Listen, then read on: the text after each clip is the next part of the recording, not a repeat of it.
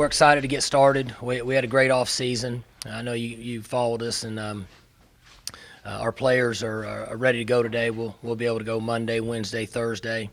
They'll have Friday off, and then obviously spring break. We'll come back for 3 days a week for another month or so, and wrap it up with the spring game. But we're in really good shape. For the most part, we're healthy, and guys will be going through drills. So we're just excited about getting back out there. We've got a couple days with helmets only, as you know, and then we can get into some pads and start to get down to some quality work. We're going to work really hard in improving the running game, as we've talked about for the last couple years, and we've got a number of offensive linemen back that we feel good about. We'll be more mature, and in the throwing game, we've got guys that are experienced at that position. Obviously, Mason's back, and then we'll get quite a few reps with Taylor and Kolar this spring. Defensively, we want to really get back to our base defense. It's important we're in the right position. We want to be sound, want to tackle well. So my message to the staff this morning was that we want to have a really quality 12 practices. I know we get 15, but you have a game and a couple that you can't really do much. So we want 12 really quality practices of base offense versus base defense. Steve Hauser's now taking over our special teams as our graduate assistant. He took over, I don't know, maybe right before the bowl game. And so we'll continue to work with kickers, punters, and our 4 special teams units. And develop those.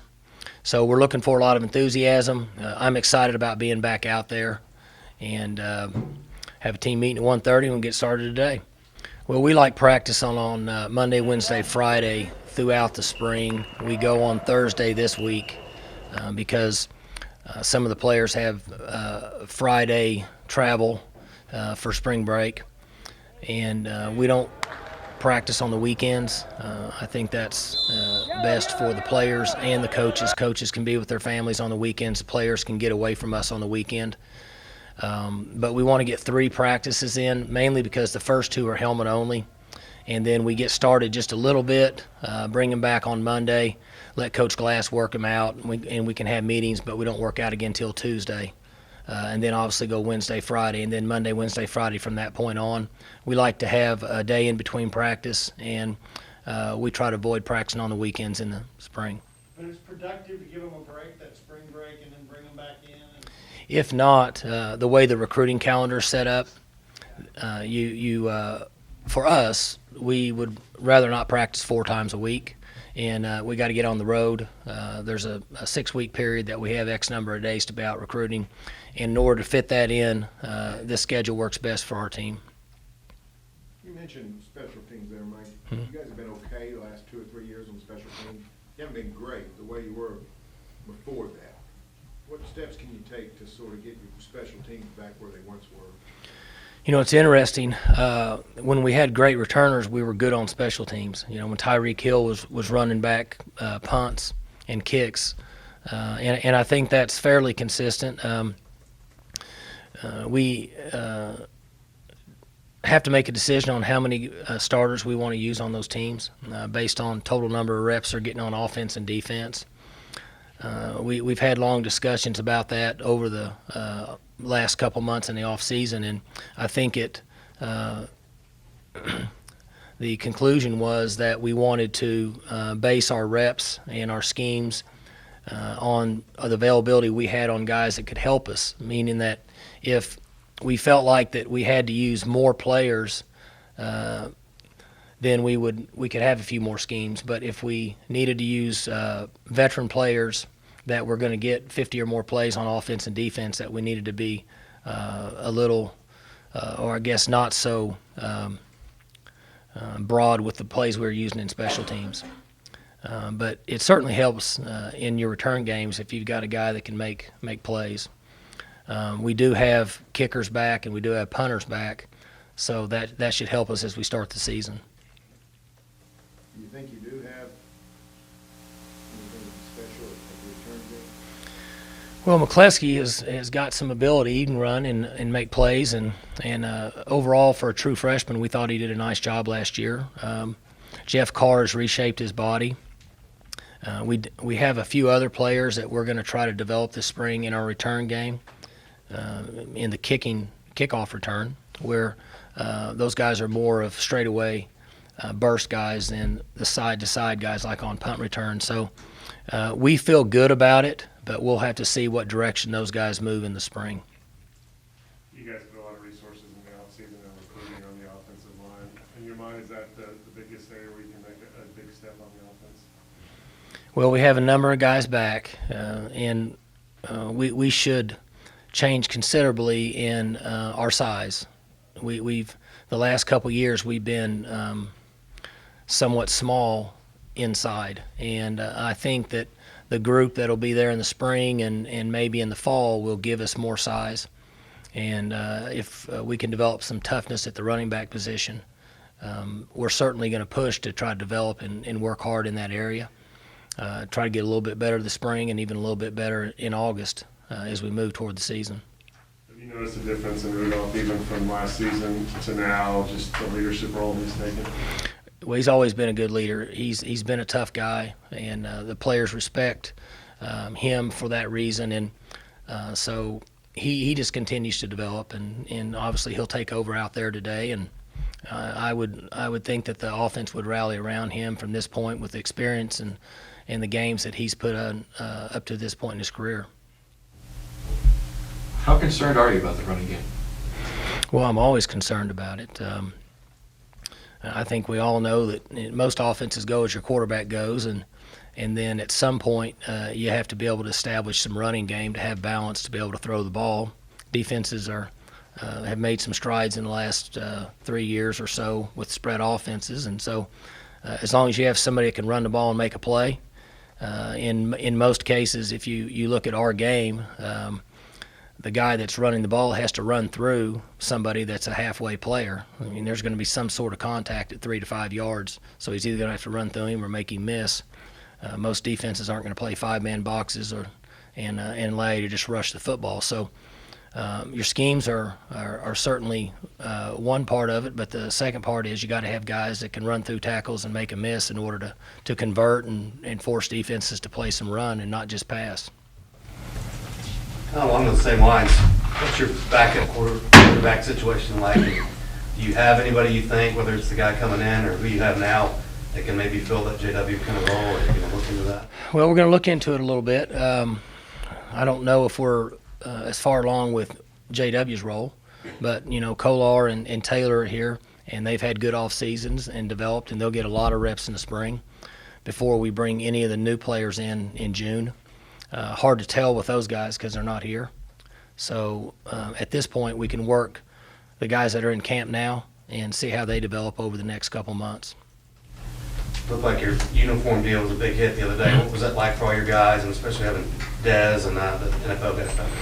It worked out really well for us, and Whedon and Dez and Bailey are great Oklahoma State legacies, and obviously our players were excited that Dez came back, and there was a lot of work that went into those uniforms. They're not just a new sleek style, but Matt Davis and Justin and in working with Nike came up with some real tradition to put in the uniforms with all the different things around the neck and sleeves and the sayings that are in the back of the jerseys. Being a former player and a graduate, I was most proud of that side of our uniforms as anything. I think that they're obviously very attractive, but there's some history to them. We're not just throwing out a lot of colors and designs. And I think the players really enjoy the uniforms, and I know that Whedon is here more because he's in the Oklahoma City area a lot in the off season. Dez was excited to be here and be around our team, and then of course, Dan Bailey has always been terrific for us. So it was a really good day for us. Our media sources here in football did a great job of promoting it and handled it in a way that I thought was very beneficial for Oklahoma State University and our football team.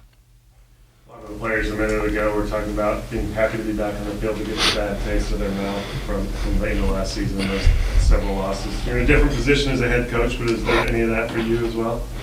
Well, not really. I mean, obviously we would have liked to have won those games, and but I always look at it a little bit different perspective, and I kind of know the situation that we were in and what we were up against. I'm excited about being back on the field because, as I've said many times before, we get 2 months in the spring to coach, and then we get 4 months in the fall to coach, and then the rest of the year we're doing things other than being on the field with our players, which we enjoy. So they've done a great job in the off season, and so we're looking forward to making improvements in areas that are possible in the spring, and then add to those in the fall. Mike, I asked some of your players what they thought about Barry J. Sanders announcing he was going to transfer into the program, and I thought the best answer I got was from James Washington. He said, I mean, I don't know who he is or what he can do yet, because I'll admit, I'm curious. Talk a little, I mean, do you expect that to be maybe a motivating factor for some guys this spring, that maybe the running backs that are here, because when he comes in this summer, he's going to try and put his best foot forward? I don't know what the rule is, how much I can say about him. I know he's got a release, but he's still a student at Stanford, so I'm not sure what I can say. I have said that that he's shown interest, and we expect him to be here, and we're very excited about him being a part of our team, and we look forward to seeing what he can bring to the table. But I think what James said really kind of hits it head on, that most everybody is going to be curious of what he can bring to the table, and we won't know till June, till he gets here. But Chris, Carson, and Rennie and Jeff, those guys have worked hard in the off season, and we need them to perform better in the spring and develop some toughness and compete against themselves and give us the most that they're capable of, in order to make some improvements in the spring, as I said. And then in the fall, we'll see where we're at from the guys that finished the spring, and with the incoming freshmen, and obviously with junior, we'll work them in the summer and get started in August, and then really have to move fast. We need to get to some conclusion on who we feel like are going to be our three backs that can help us run the football better in the fall, and that would happen with us making some quick decisions in August, so those guys can get quality reps. As you know, you can't rep 5 guys. You rep 2, and another guy gets 20% of the work in case you need him in the game. Do you think Carson still has another level, maybe? Well, I don't know. It's yet to be determined. We certainly didn't get to that point last fall. I think there were a couple things that contributed to that. I'm not sure, but we're going to find out this spring. We're really going to push those guys as hard as possible to see if we can get some more productive physical play out of them. If so, then we continue to work with them. If not, we have to work with the young guys in August and try to get some other guys ready to play.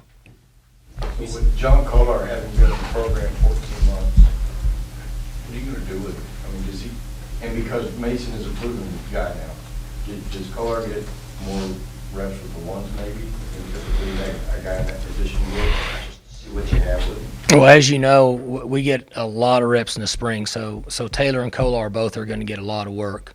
And then as the spring moves forward, I would expect by halfway that Mason will be playing pretty well, and so we'll back off of his reps and let those other guys get as much quality work as possible to see how productive they can be in the spring. What's your sense of what he'll provide for you? I don't really know, because he's been on the scout team. I know he's gained almost 20 pounds. He can run. We have to develop him. We have to put him in these situations in the spring and see how he reacts. He needs to, in my opinion, up to this point, in watching him, he needs to play the game similar to what JW did and use the abilities that he has in order to manufacture another style, another way for him to attack a defense. And we've talked to him about that. And it'd be the same thing with Taylor, in a little bit of an opposite manner, in that he's more of a thrower, and so he needs to develop and really be productive in that area to help with his ability to run a little bit, because he can pull it and run just a little bit. So it'll be interesting to see what those guys do and how much we get out of them in spring. So Kohler would be, if there's a true third down guy who could at least kind of replicate what JW did with Kohler.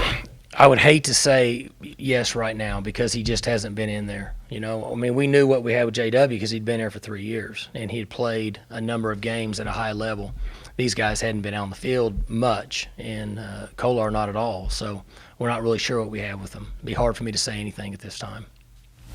Seeing JW now as a GA at TCU, I mean, does it seem like a good fit? Meacham over there and what they do on offense? Oh, I think anywhere JW is a good fit. I mean, I don't know that it matters one way or the other, but I think he, is off and running in his coaching career and will, in most cases, probably bounce around a little bit before he gets to the point where he wants to be. There's a lot of OSU fans who were bummed out he didn't get a start here, but is it good for a guy to see a new program, see how other things are run, to kind of build more kind of a resume, I guess? You think about if you put yourself in his situation, all of us, and the lifestyle that you lived in your last semester in college with your buddies, and then you had to come back a month later and you were telling them what to do as a coach, probably not the best thing. So I think it's good for him to get around some other programs. As I said, he'll probably go to 2 or 3 places before he gets going, unless something unusual happens. Oklahoma State is not a starter program anymore, where we take really young coaches that are inexperienced and put them at a level where they're coaching on the field. We've got a number of young coaches that have come through our program that are out there at other schools. They're developing themselves and bringing them on. And so maybe at one point at Oklahoma State, it was that kind of school. The program's not that way anymore. So most of the coaches that we bring in, even our graduate assistants and our younger coaches, quality guys, they're experienced. They're 25, 26, 27 years old, and they've coached 3 or 4 years somewhere. And in our opinion, that's the best way to get started. Was that your experience, though, when you went from 89, being a player in 89 to being, you weren't even a GA, you were right. But well, then I lived that life, one. So I saw both sides of it, and two, this program is different than it was in 1990. And at times, for a lot of different reasons, young coaches started here at a higher level than maybe what they should have. But now, when we have an opening for one of our what I call younger coach positions, we have guys that want the jobs that have 5, 6, 7 years experience coaching at a certain college level. So it's just changed. It's a different job now than it was 30 years ago or 25, 26 years ago. A year ago, almost half of your staff turned over. So you had a lot of pre-spring. Some of those, 2 of them, right? A week or 10 days before the start of spring is when you hired 2 of them, I think. Mm-hmm. So just to have that stability of the continuity of your staff, how much different has this offseason been? What makes it much easier for recruiting, one, because we're really halfway through the class for 17. Most schools, as you know, will have 75% of their class intact by June. So that's helped. And personally, for me, it's been much easier because, it's a headache to go out and try to find quality people that fit and get their family or whatever it may take to get them across the country and get them started. We've been fortunate that we've hired really good coaches, so they pick up the systems fast, so that's not really as much of a deterrent as getting to know the players, building that relationship, and the recruiting areas. Bill asked about John Kolar, but Taylor Cornelius, I figure, is in the mix. Sure. For that second job as well, for the backup job. I counted 5 other walk-ons this spring that could possibly factor in the depth chart, first or second team. And you got a bunch of kids I know you can't talk about that are coming in with this recruiting class that are preferred walk-ons. Assess your walk-on program a little bit because it's come up huge. Well, we've backed up what we've said. We've brought young men in here, and if they factor in and contribute, then we put them on scholarship. And so it's worked out really well for our program, and reputation has gotten out there. People are aware of it, not only in this state but surrounding states.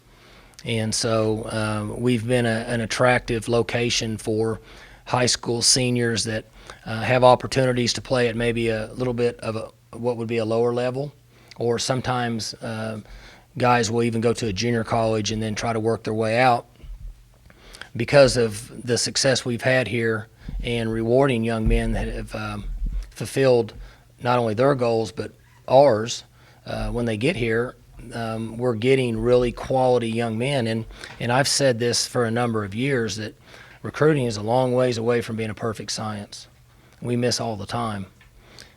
We bring guys in that may not be able to perform athletically at a high enough level to play here, or when they get here, we had evaluated their seriousness or ability to dedicate themselves to football and education, and that it doesn't work out.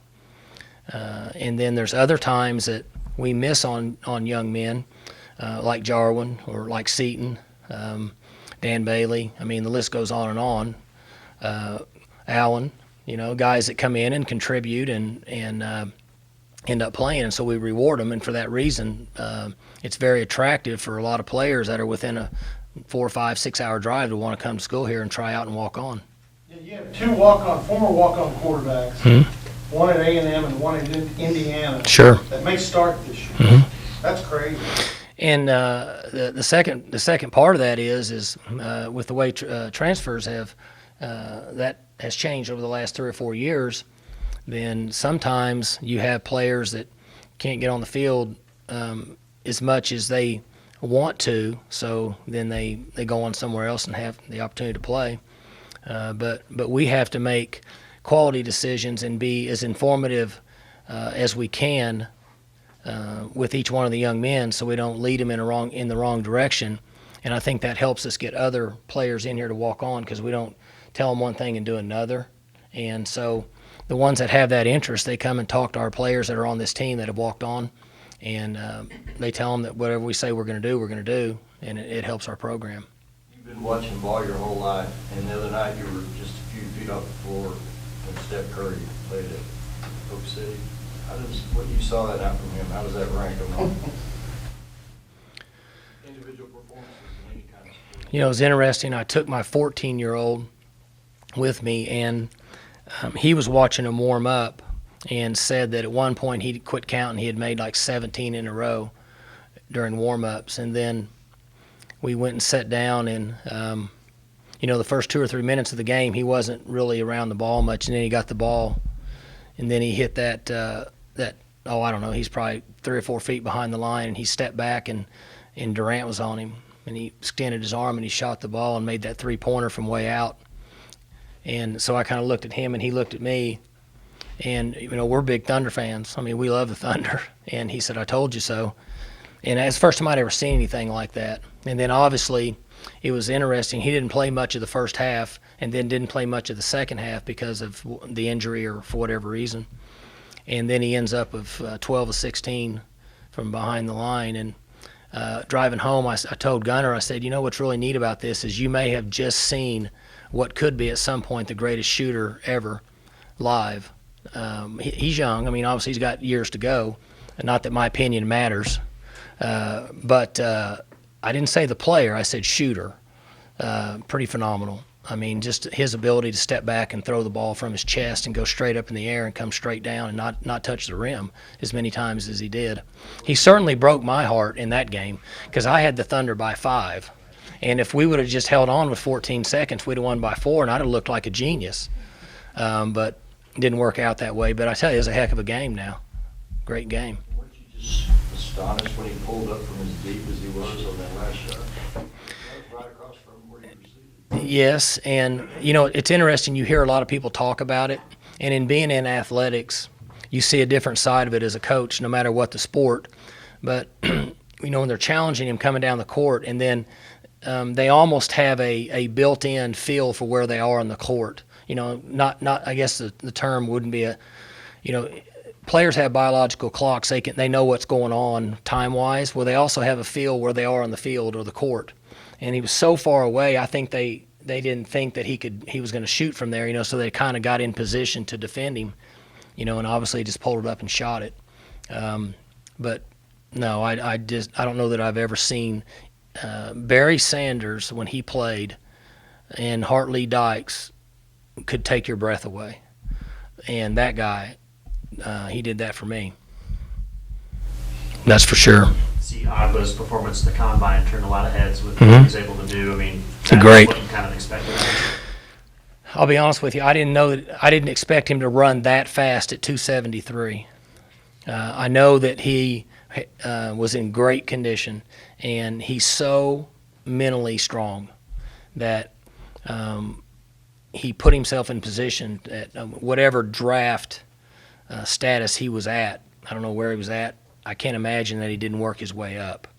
And the reason for that is because he's so mentally tough that when the bowl game's over, he obviously has been so disciplined to diet, get his rest, train, lift, work on his running, everything that he's done to put himself there on a big stage and make lots of money, and he followed through on it. So we were very proud of what he accomplished, and I compare him to Russell Okung. He's graduating this spring. He comes out a year early, doesn't have any issues, no risk. The best days could be ahead for him, and as effective as the defensive end pass rush part of the last 4 games or last 3 games in the NFL were, I can only imagine what people think about him with those guys' ability to get to a quarterback and change games. With the loss of him and Bean, Mm-hmm. it may be statistically the most pressure you've ever lost from one defense. No question, yeah. So how do you feel about the guys like Burlford and those guys? I think they're really good prospects, and they're young and somewhat inexperienced. We had with Ogba a potential first-round pick or whatever. We know what we had with him, but Jimmy Bean's a really good player. And it wouldn't shock me in fact, it would surprise me if he doesn't get drafted late, depending on how they feel about his testing with his knee. But those guys were really good players for us. And I would think that these young guys will develop, but they're certainly not going to be as experienced as what we had with those guys when we start the season. We only hope that in games 5 and 6 and 7 that they start coming on and playing at a level that's somewhat in the same direction that those guys were. I know that you can't really count on him until he gets here. But Traylon Weber, the JUCO kid from Glenn, the defensive end, I mean, he was by far the best pass rusher in that football conference, Southwest Conference. So, I mean, is he a guy? And he's 6'5", 250, a little more mature. See, he's 270 now. 270. He's 270. Yeah. When we were there in January, he was already up to 268 or something like that. And so I would expect once he gets here with Rob and is eats in our restaurant and so on and so forth, that he could very well play at 270. And we like him. We like his demeanor and his attitude, and so hopefully he'll help us out. That's what we brought him in here for, to get in here and be able to help us in the first game. Mike, I understand Josh Henson has joined with you. What can he bring for you? Exactly what's he going to be doing? Well, we're hoping. He's kind of the leading candidate right now.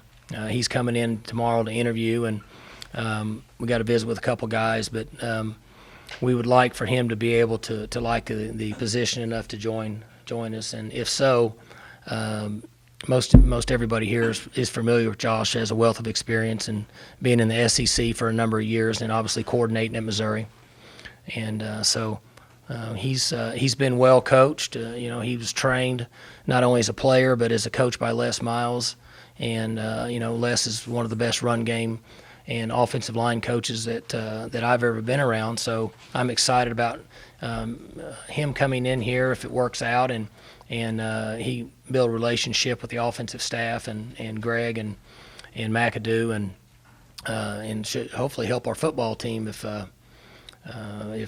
we can get him up and get him going. Okay, Any last couple questions there? I just want to ask you about that JUCO offensive lineman, Larry Williams. Mhm. What do you expect from him? Is he, do you think he can be an immediate impact kind of guy? So far, yes, and he hadn't taken a snap yet. But he's had a really good off season. He has showed some maturity. Has not shown up on a class miss list. Hadn't had any issues with him in the time that he's been here, which is really 2 months. He's developed his body. I think he's 325 now, something like that. And he's up to this point, he's run well. And so the best answer I can give you now is we're excited about what he's done up to this point. 2 weeks from now, should be able to, 3 weeks from now, spring break, but 3 weeks from now, should be able to get a much better opinion on him and if he's going to be productive enough to help us in the first game.